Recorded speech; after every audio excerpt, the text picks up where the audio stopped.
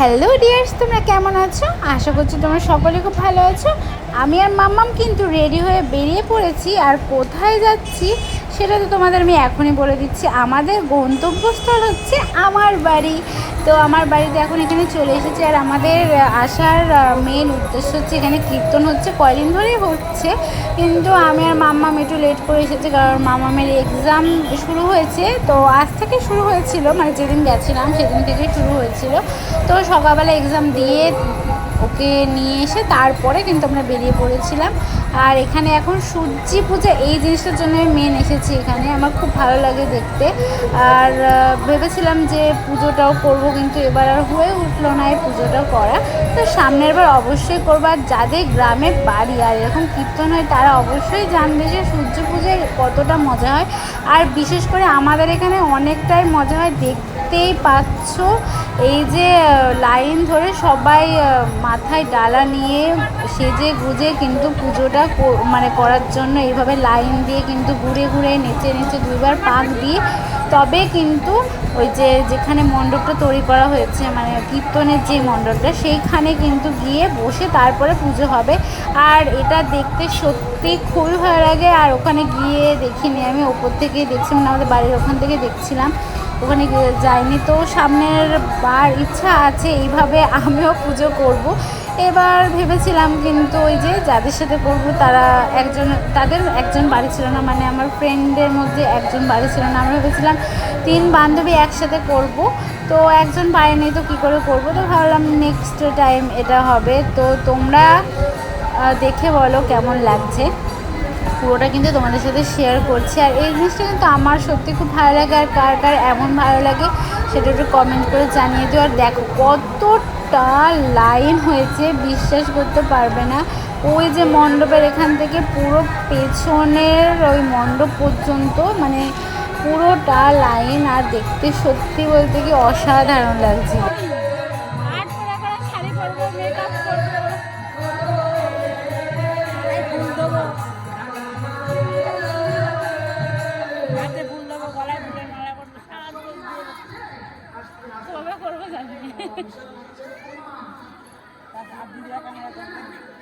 এই দেখো দেখো কি সুন্দর যাচ্ছে, দেখো মাম্মাই, দেখো তাকাও মাম্মা। হ্যাঁ দেখো কি সুন্দর সবাই নাচ করছে। তো দাদাকে, ভাইকে ডাক দে, ভাইকে ডাক দে।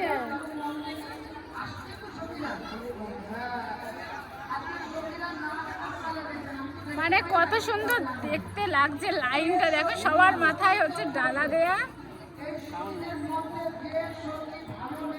আমরা ওখানে দাঁড়িয়ে দাঁড়িয়ে দেখছি আর সবাই লাইনে দাঁড়িয়ে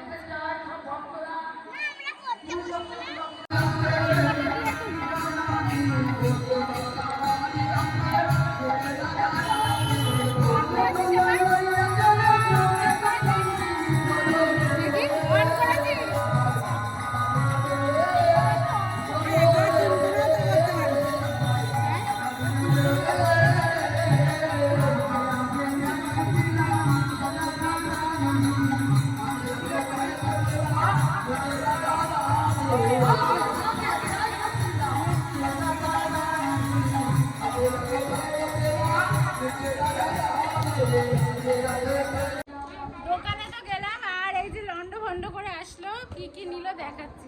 মাম্মা একটা টেলিফোন নিয়েছে, এটা হচ্ছে ব্যাটারি ভরতে হবে। এখানে একটু ছোট্ট খাট্ট মেলা, এই যে সব খেলনা পেল্লা, এই যে একজন ছিঁড়ে ছুটে ফেলে বন্দুক নিয়ে গুলি করে দেবো।